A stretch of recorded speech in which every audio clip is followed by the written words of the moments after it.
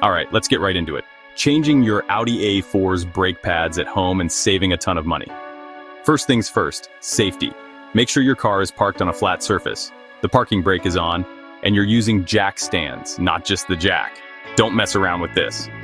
Now grab your socket set, a flathead screwdriver, a brake caliper tool, and of course those new brake pads.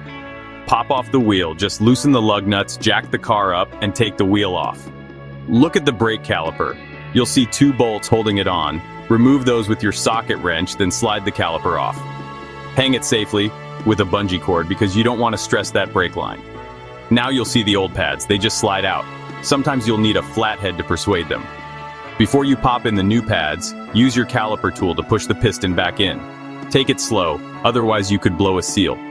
Slide in the new pads, keeping everything aligned. Remount the caliper, bolt everything back together, and don't forget to torque the bolts properly.